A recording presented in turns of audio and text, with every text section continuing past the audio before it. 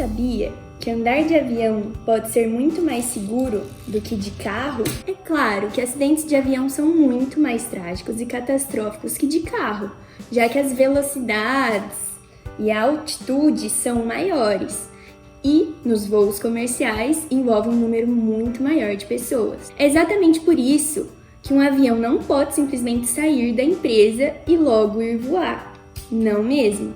Ele tem que atender a vários itens de uma lista, desde sua fase de projeto, quando ele ainda está no papel, daí passa por simulações no computador e tem também testes em laboratório até testes reais de voo.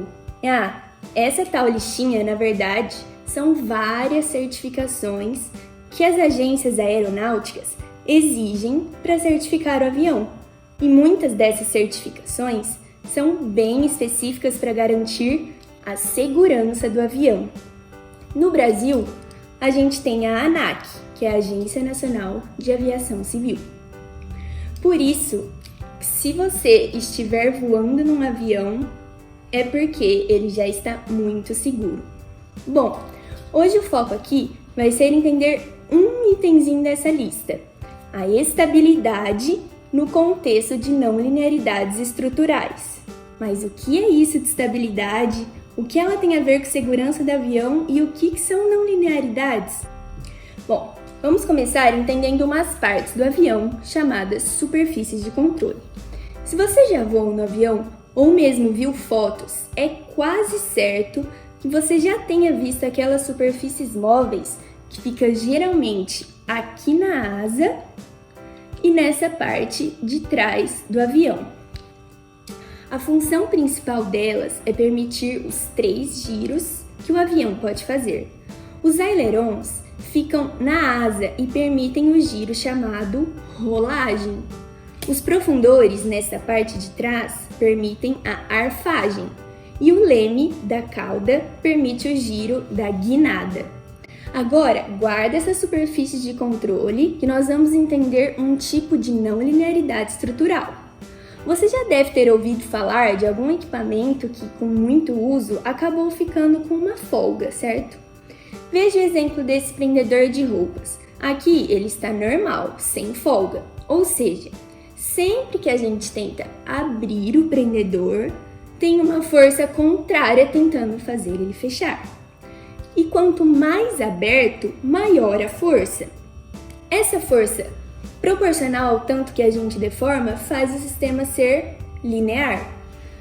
Agora, para esse caso desse outro prendedor, nós vemos que tem uma folguinha até conseguir deformar o arame.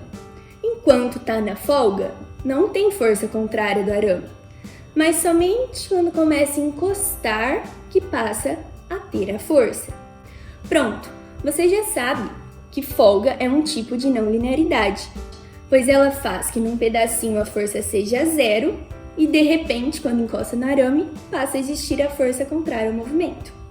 O movimento de rotação da superfície pode conter folga, assim como no prendedor de roupas. Esse modelo esquemático é apenas um exemplo para indicar a folga na superfície. Entre esses bloquinhos seria a folga e quando passa a ter o contato, haveria uma força contrária ao movimento. Ótimo!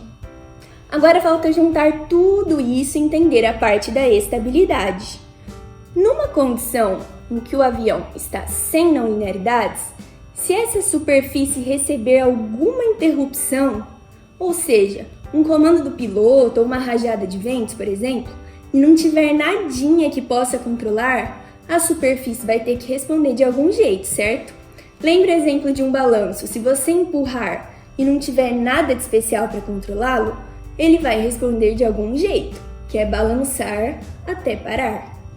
Assim também na superfície de controle existem 2 jeitos que ela pode responder: oscilar até parar, igual ao balanço, ou oscilar com amplitudes que crescem cada vez mais, podendo chegar até a fratura.